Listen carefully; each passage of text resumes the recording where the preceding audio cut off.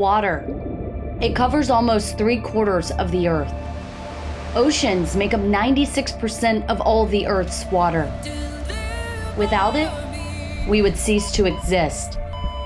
And it's also water that divides us. They have encountered more Cubans trying to cross in the past 6 months than the last 3 years combined. This week, authorities closed Dry Tortugas National Park. 300 migrants landed on the island in one weekend. It's 90 miles of water that separates the United States from Cuba. This is the story of the 40 migrants we met at Fort Jefferson.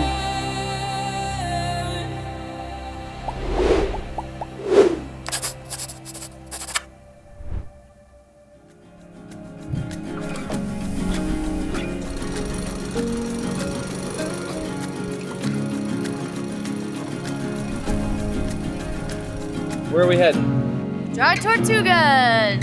If you watched our last video, you'll know we sailed 70 nautical miles west to visit Fort Jefferson in the Dry Tortugas.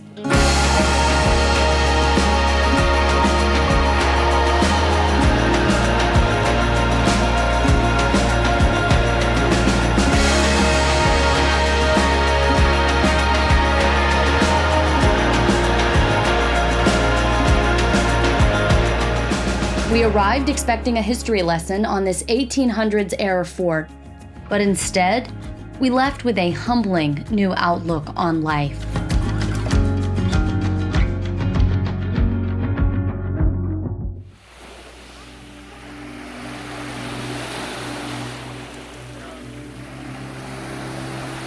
How are you feeling right now, Alex? Muy feliz.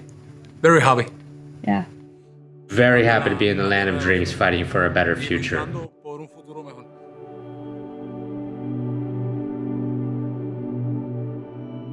Can you imagine what it must be like to leave it all behind? Your life reduced to nothing more but the clothes on your back. Thousands of Cubans are making the treacherous journey across the Florida Straits each month in hopes of a better life. While Cubans have been fleeing the country since the 1960s, we're now seeing record numbers. Park rangers say more than 2,000 migrants are coming into Florida each month. I left Cuba because there is no freedom. Everything is according to the government. Extreme food shortages, rising cost of living, and an economic downturn make some see the journey worth the risk.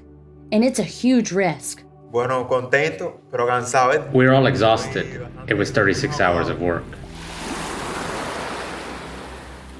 These people came to risk their lives across, 110 miles to here at Fort Jefferson. We're on the South Beach, which is where they landed. They came to the first beach they could get to, and actually woke up some of the campers this morning, right at just after sunrise, saying, Buenos dias, buenos dias. So I heard all the celebration, how can it be so much happiness this early in the morning? And so when I came, I saw them all, and the Rangers came up, and hola, hola. And then, anybody speak English? And one of them said, yeah, I speak English. So then they just started checking in, I guess. That's what they do. Would you say they looked happy this morning? Oh man, celebratory would be the word. Which, if I came across that far with, 40 people in that boat, I'd be happy I was still alive too. Pretty incredible, huh? It really is. The babies surprised me. I guess not, but man, imagine being desperate enough to take, babies, right? Yeah. Not, 2-3 years old maybe? That speaks volumes. Wow, because there's no way. If something happened,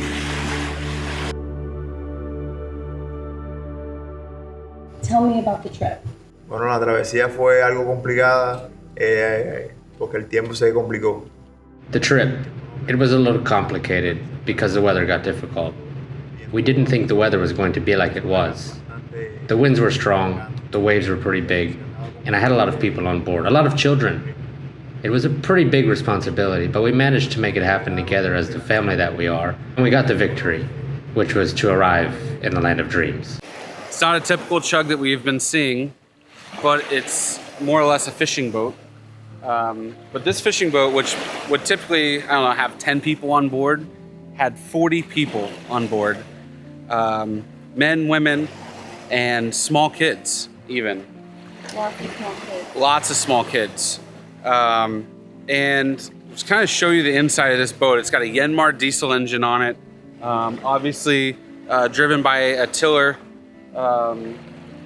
But just the fact that, this is a nice boat from Cuba. But when it came in, it was so loaded down with people that actually the freeboard on the side was in the water, and there was only about 6 inches of the boat showing above the rub rail here.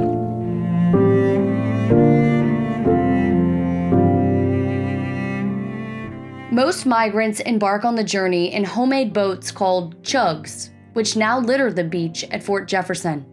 They're made from styrofoam blocks, car tires, sheet metal, or whatever else can be fastened together around an old diesel engine.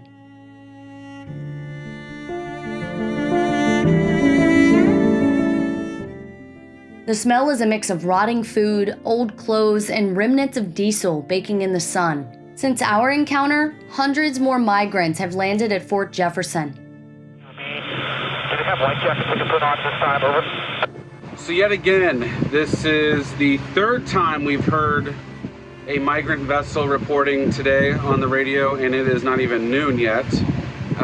We've had 2 or 3 really good days of weather, which obviously is the reason why we're hearing so many migrant vessels the last couple of days. But guys, we are all the way up in the, by this time, the mid to upper Keys, and they're reporting vessels up here as well. So this is not just a Key West issue. This is not just a Dry Tortugas issue. This is a issue all across the southern tip of Florida. And quite frankly, I just can't believe it.